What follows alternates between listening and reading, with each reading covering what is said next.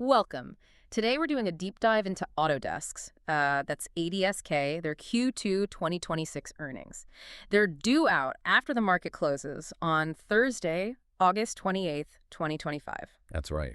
And this isn't just about the numbers, is it? It's really about answering a key question for you. Can a company like Autodesk, so highly valued, so strong fundamentally, can it still actually surprise the market? Or is perfection already priced in? That's the crux of it. Exactly. So our mission here is to kind of pull apart all the complex analysis out there and help you understand not just what might happen, but really why it matters for a stock like ADSK. Precisely. We'll be looking at how a software leader like Autodesk, they have a huge footprint in architecture, engineering, construction, manufacturing. KC&M, yeah. Right. How they navigate these current economic conditions. And we'll pinpoint those exact signals the market's going to be watching. It's a fascinating look into these high valuation tech stocks that just demand flawless execution. Okay, so let's unpack this. From what I'm seeing, Autodesk doesn't seem to be coming into this report with a ton of momentum. It feels more like consolidation, right? Not really charging ahead. Mm-hmm. What's behind that flatness in the stock, especially when, their last report was actually pretty strong fundamentally, wasn't it? Even leading the market. That's a really sharp observation. The market does see Autodesk's operational strength, no doubt, but caution might even be putting it mildly. There's this real tension. Okay. And it comes down to two main things. That premium valuation, we definitely need to talk more about that, and its sensitivity to the whole macro picture. Right, the economy. Yeah. So this lack of strong momentum going in, it doesn't automatically mean anything bad, but it really does set the stage for a potentially big move after earnings drop. Could go either way. So the market's basically saying, okay, Autodesk, prove it again, because we've already factored in a lot of good news. Pretty much, yeah. Let's talk about that valuation pressure then. Just how premium are we talking? Well, it's significant. ADSK currently trades at a trailing 12-month TTM price-to-earnings ratio of roughly 61 times. 61. Wow. Yeah. And to give you some context, direct competitors like the Dassault Systems, they're closer to 40x. PTC is around 50x. Okay. And it's also way above the broader software industry average. Now, interestingly, it is below Autodesk's own, long-term historical average. But it's actually slightly above its 3-year average. Yeah. So what that tells you is it's a very full valuation, meaning the current price is already assuming sustained double-digit revenue growth and continued margin expansion. There's basically very little room left for error. Any slip-up could get punished pretty hard. So with that high valuation and this sort of cautious mood, what are Wall Street analysts actually feeling? Is there a clear consensus, or are people really split? Well, the official Wall Street consensus is technically a moderate buy. Right. Most analysts rate it buy or strong buy. Oh. And the average 12-month price target is sitting around $342. But here's where it gets nuanced. That target range is wide. It goes from $270 all the way up to $430. Big difference. Huge. And that points to some pretty significant uncertainty. It really highlights that internal debate investors are having. How do you weigh these near-term cyclical headwinds, the stuff impacting the global economy, against Autodesk's really strong, long-term secular growth story, digital transformation, all that?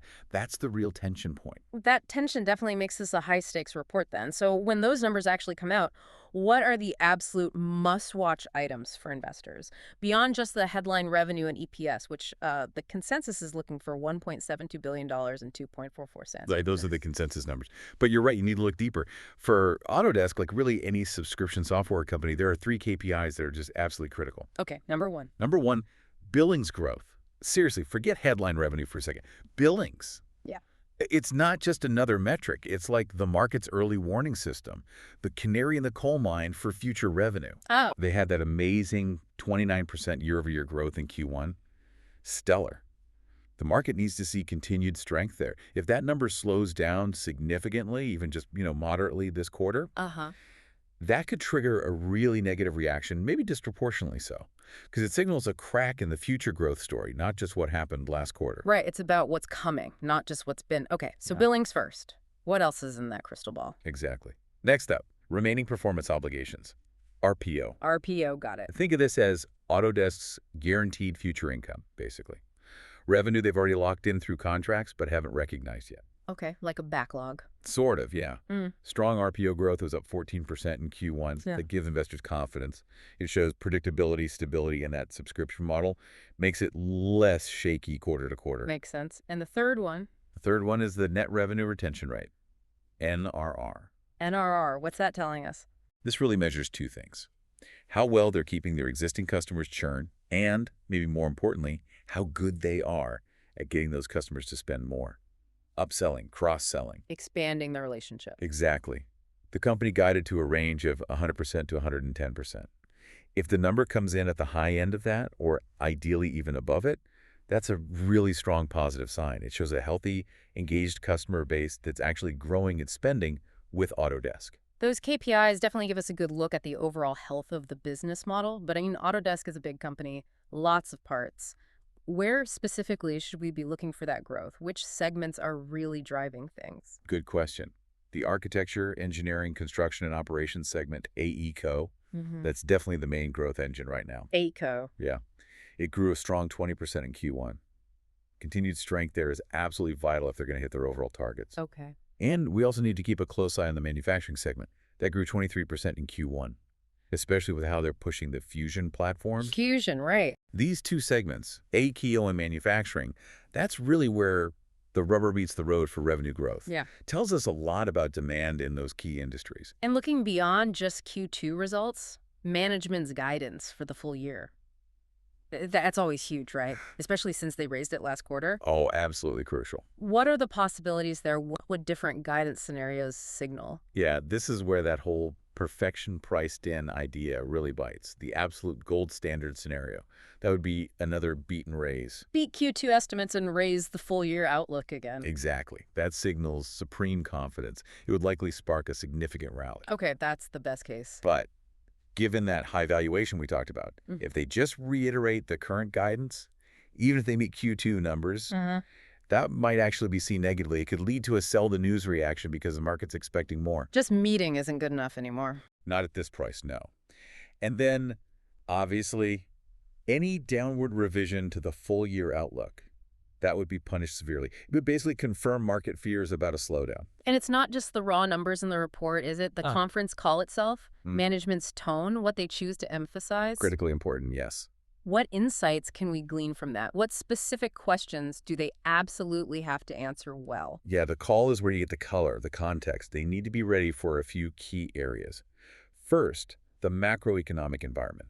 Investors will want details. What are they seeing in North America, Europe, Asia? Especially in those cyclical sectors, construction, manufacturing. Real boots on the ground intel. Exactly. Second, AI integration. We need more than just talk. Updates on actually monetizing AI features. Are customers adopting these tools? Are they driving real value new revenue? Or are they just features on a list? Tangible results needed. Yes. And finally, an update on their license compliance program. How's that going? Is it actually bringing in significant revenue from converting those non-paying users? All these pieces help paint the full picture, the why behind the numbers. Okay, so we've set the stage. We know the key signals to watch. Let's talk outcomes. What happens after the report? What are the scenarios you, our listener, should be thinking about? Right. Understanding these potential paths is key. Let's start with the bull case scenario, the absolute best case. Okay. That would be a clear beat on both revenue and EPS for Q2, driven by really strong billings growth, say over 20%. And critically, management then raises the full year guidance again. The beat and raise. The beat and raise. And on the call, they sound super confident, talking about macro resilience, strong AI adoption. If that happens, the stock probably breaks out of this consolidation range, challenges that 342 average target, maybe pushes even higher. Okay, now, flip side, the bear case scenario, worst case.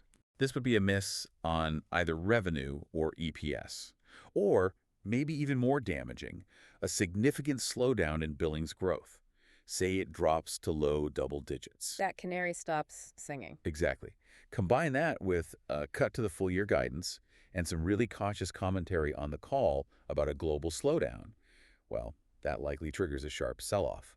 Yeah, sure. The stock could quickly test its 200-day moving average, potentially fall down towards that lower analyst target, around $270. And then there's the middle ground, the inline scenario. This one's maybe the trickiest. How so? If Autodesk just meets the consensus estimates, hits the numbers, and simply reiterates his current full-year guidance, the reaction can be kind of muted, maybe even slightly negative. Even if they meet expectations. Yeah, because remember that valuation, the market isn't just hoping for an upside surprise, it's practically demanding it. So an Uh-huh. inline report, without that guidance boost, it might not be enough to bring in new buyers. Could even lead to some profit taking. The stock might just drift lower because it hasn't justified that premium. So, putting it all together for someone looking at Autodesk right now, how do we summarize the sort of actionable thesis, the risk versus reward, especially with that perfection priced in idea? Okay, the actionable thesis is basically this. Autodesk is still a high-quality, wide-moat software leader, no question. But it's going into earnings with a valuation that just screams, you need to deliver, and then some. High bar. Extremely high bar. The core tension is, can those powerful long-term growth drivers, digital transformation, AI, the subscription model, keep overpowering the short-term cyclical headwinds from a potentially sluggish global economy? Right. So the risk-reward for holding through earnings, it feels balanced, but honestly maybe slightly skewed to the downside if the report is just in line or a little soft. Because of that valuation, the market will likely be unforgiving of anything less than excellent. Okay, so what's the strategic play here? How can listeners navigate this specific earnings event practically? Well, for longer-term investors, the core bull case for Autodesk gets validated if they keep showing strong billings growth and that net revenue retention stays high, like in that 110% range, preferably the upper end. Okay. Now, if the company puts out a solid report, but the guidance is just okay, that inline scenario, and the stock does sell off, Yeah. that could actually be a pretty interesting opportunity, a chance to maybe start a position or add to one if it pulls back to, say, the $260, $270 level. Yeah. You're buying quality at a less demanding price. Buying the dip, potentially. Potentially, yes, if the underlying story still holds. Conversely, if the stock absolutely rips higher on a strong beat and raise, maybe consider trimming a little bit, rebalancing, just acknowledging those macro risks are still out there. It's really about actively managing based on how those sky-high expectations are actually met or missed. So, wrapping it up, Autodesk's Q2 earnings. It's really more than just a quarterly check-in. It feels like a real test, doesn't it? A test of whether this premium valued high growth company can keep delivering, keep innovating, even with economic headwinds, and under this intense market spotlight that expects nothing short of perfection. Exactly right. It's a perfect illustration of that delicate dance between a company's fundamental strength, which Autodesk has, and the, frankly, sky-high expectations baked into its stock price. You know, a great company doesn't always mean a great stock right now if expectations have gotten ahead of reality. It definitely gives you, the listener, a lot to think about when you look at other company reports too, doesn't it? It's not just the numbers. It's the story, the context, what signals the market is really watching. So keep a close eye on those billings and that guidance tone. Indeed. And maybe it leaves you with this question to chew on. Just how much perfection does the market really demand from a company that's already seen as best in class? And what are the real ripple effects when those incredibly high expectations aren't just met, but are actually exceeded or perhaps more revealingly missed? Thinking about that is pretty critical to understanding how markets really work.